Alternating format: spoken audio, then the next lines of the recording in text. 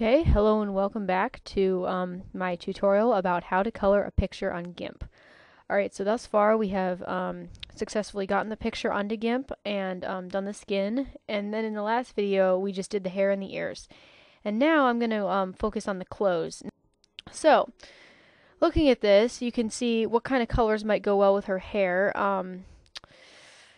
I'd say probably like a red or maybe a dark blue for this outfit. And you want to see how the colors would fit together. Like, for example, black and brown don't go well together, and stuff like that. And you want to make sure that it isn't too much black or too much dark colors, because then you might not be able to see it. So you want to have some contrast with the clothing. So we're going to do what we've been doing for a while. Duplicate the line art layer. And we can rename this. How about outfit? Okay, so now on our outfit layer, we're going to go in and start doing some stuff with some color. So here I have a red that I already have preset. That looks pretty good. Maybe I'll make it a little bit darker. And I'm going to use this for this area right here and for maybe the bow tie and the bracelet. So I click OK. And then I can go in, just like I showed you before, and just fill those things in. I'll make sure I get all the little areas. Okay, now moving on, we're going to see, do you think that that looks good in white? I think it looks pretty good, but what we could do to make it look a little bit more original is maybe we could go and make it, instead of that white, why don't we do a really pale, just off-white, like maybe right there, yeah. Just go in, you can hardly tell the difference, but it is there, and that'll just give it a little bit more of a softer feel instead of that bright light. As you can see, I made some adjustments and I finished filling in with the peach, but I also did here, maybe she'd be wearing like a khaki skirt underneath, and you can just see a little bit of that. If you can see, once again, I did that little technique I showed you in the second video with the drawing the white line across. Now, before we get to shading, I did want to point out one thing. Okay, so say you're looking at this and you're like, you know what? I want to be special, and I want to make her have a polka dotted bow in her hair. But you don't feel like going in and, taking your brush and doing polka dot, over and over again. So what you would do in that case was you'd be using the pattern fill. Patterns are really cool if you can get them to work right. So what we would do to, first of all, open your patterns dialog. That's Windows, Dockable Dialog, and pattern should be on there somewhere. There it is. Alright, here's my patterns. I got it on here. And here's all my patterns. It should come with some generic ones, but there's no like really cute ones or anything. So what I'm going to do is I'm going to make a new pattern. So the way I would do that is, first I need to go find the pattern I want. So that you can just get on the internet. Here I've got Google. You can go to images here and you can type in, so like polka dots. And so you're looking around, and you're like, hey, what's a cute polka dot pattern? And maybe you find this one looks pretty good. So then you would just right click and click copy image. That'll work. Now go back to Gimp, right click and do edit, paste as, and instead of doing new layer this time, do new image. Alright, so here this comes up, a new window of Gimp.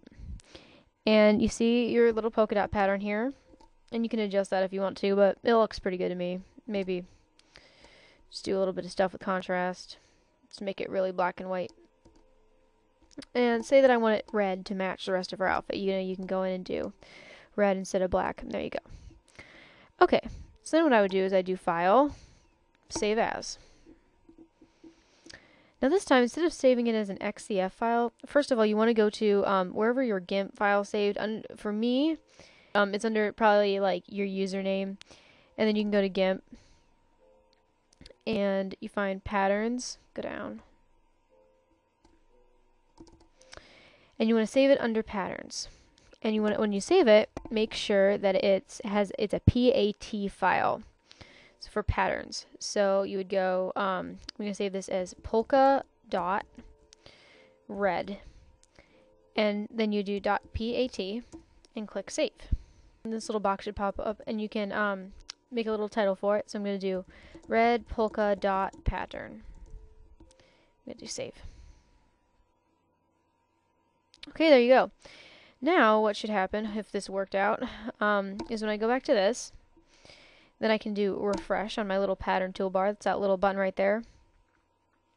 Okay, I have some issues, but we'll get over that. Okay, and here, right there, is my polka dot pattern. Now, if you go over here under fill, you'll see it's there, but right now it's under the foreground fill, so that would be using this. So you want to change it to pattern fill, and then you could go in and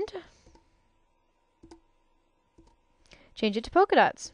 So now we're going to do some, go back to doing some highlights and shading on the clothes. And this is very similar, as I said, the other two things that the other two shading that we did. But this time I'm going to show you how to do it with like a near white color. It's a little bit different because you can't really do highlights because they don't really show up. But you want to make sure that the shadows are really prominent to make sure it gives it some life and it's not just white or, you know, really pale off-white. So, you want to make this a little bit bigger. Make sure you're on burn. And we're going to do this red part first. So we have it under midtones. And just go around. You know, maybe like this. A little bit on the chest. Just underneath. Where the light won't necessarily reflect. Around the sides a little bit. Okay. And maybe a bit on her bow tie. And some on her bow. You can do some on there.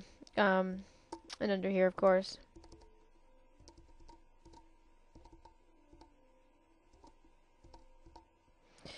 Okay.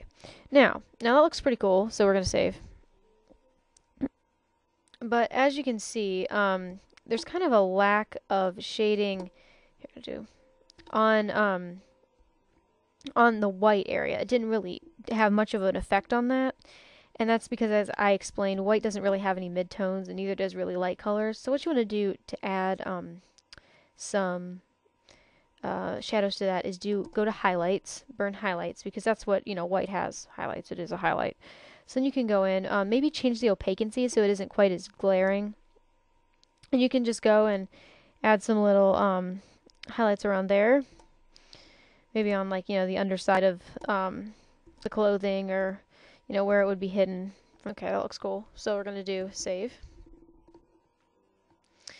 And now we're going to do the same thing with some highlights. Now we're going to do dodge, and we're going to do the same thing, but we're going to add some highlights to there. Oops, change this back to opaquency higher. Alright. And just go in and, you know, fiddle around. If you accidentally did too much shadowing somewhere, you can, you know, kind of just freshen it up a little bit with this. And now one thing I want to point out, on this one I have some metal on her little bell there. When you do metal, you want to make sure that the highlights are really reflective, because you know metal is shiny, and so you want to, that's a little bit too much, but you can go in and maybe do a little like shiny spot there. Alright.